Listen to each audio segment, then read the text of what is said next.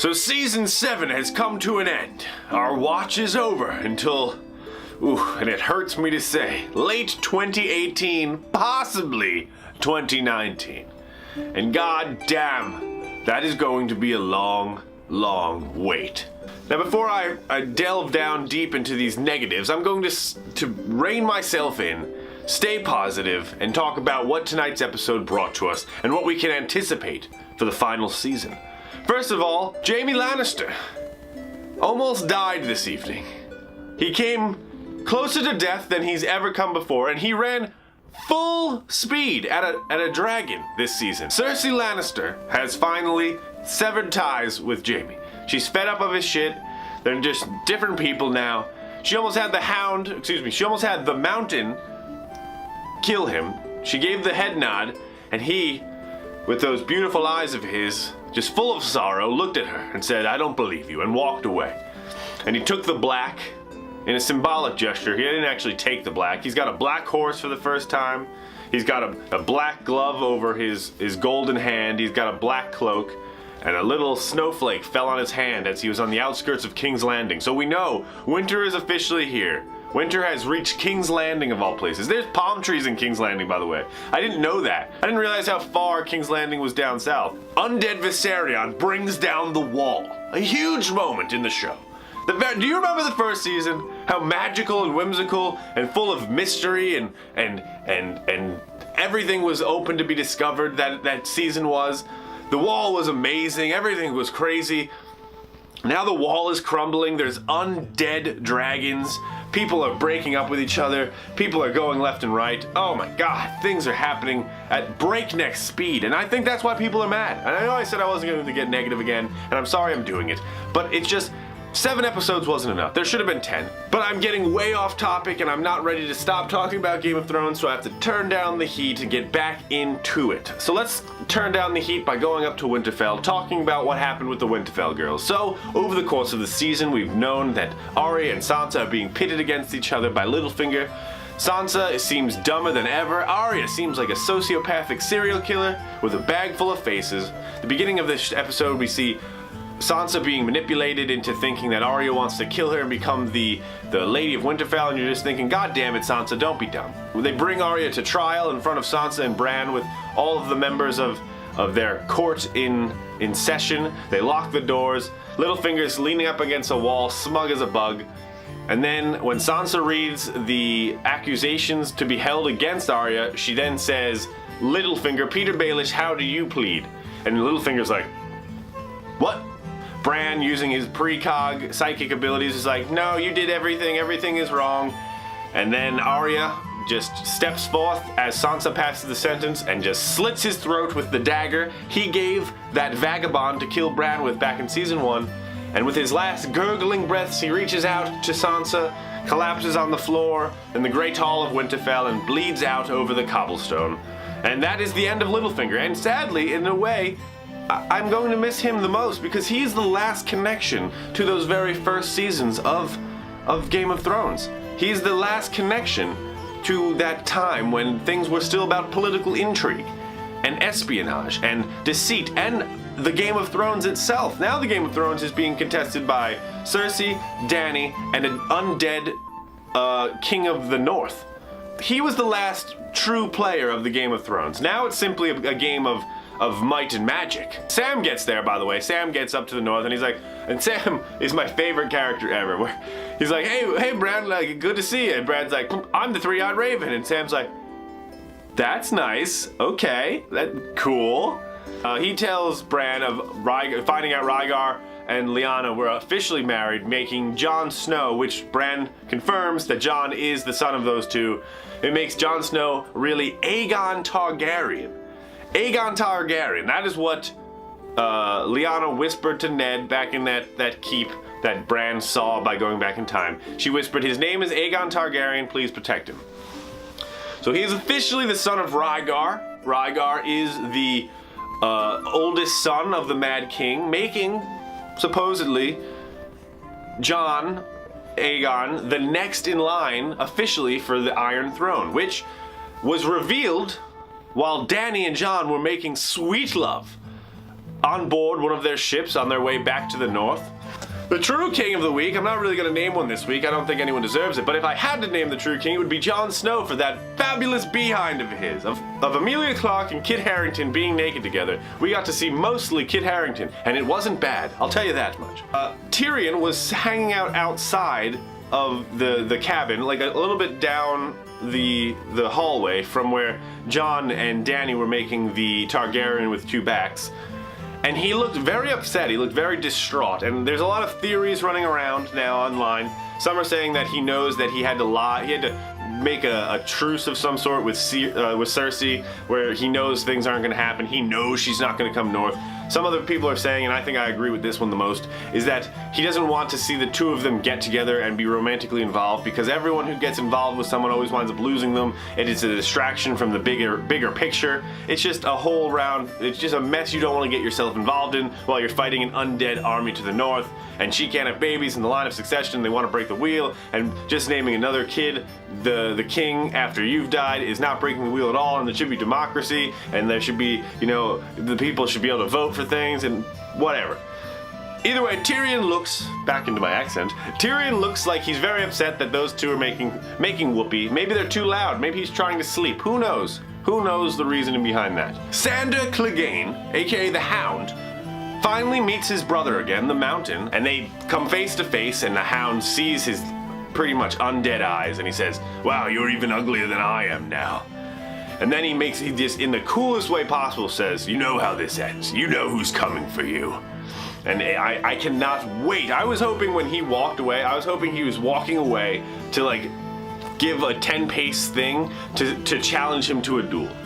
But we have that to look forward to in season 8, the Hound versus the Mountain. If they don't actually do that, where the Hound fights the Mountain, I'm going to be very upset.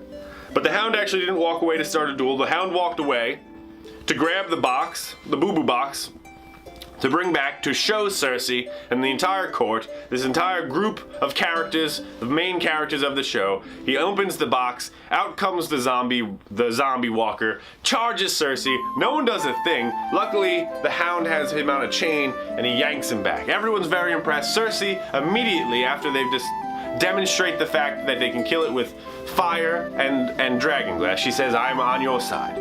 And Qyburn, or whatever the hell that necromancer is, he picks up the hand of this zombie, and he's very fascinated. He goes from 6 to midnight quickly. He sure does. Euron Greyjoy sees it, says it's the first thing in the world he's ever been afraid of, says he's taking his fleet back to the Iron Islands, and he abandons everyone. Cersei says, "Yo, I'm down to stop this. This is obviously a threat, and I'm a smart person. I'm not a cliche bad guy. I'm here to rule, and if there's nothing to rule, I don't want it. So I'll team up with you." But Jon Snow has to stay in the north, and he, whatever, blah blah blah, whatever. Jon Snow, being raised by Ned Stark, decides to say, "No, I've already pledged my loyalty to Daenerys, and I cannot be loyal to two queens." Cersei gets pissed, leaves, says she's not helping them.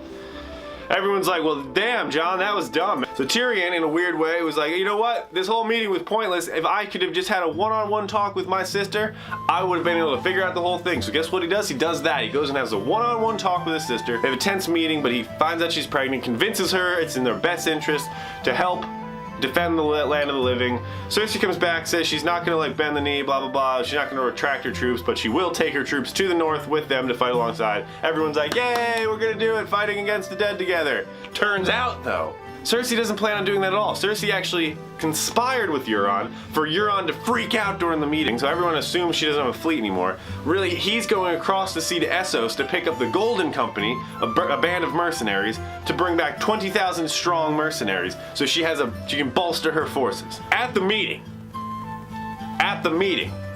everyone's making side glances to each other. Brienne of Tarth makes side glances to Jaime. Jaime makes side glances to Brienne. Cersei sees these side glances, makes a side glance to Jaime, but not in a good way. Like, "What the hell is this? You like blondes, I can see that. And who is this girl? I don't even care. I'm your sister, I'm your lover, I got your baby inside of me."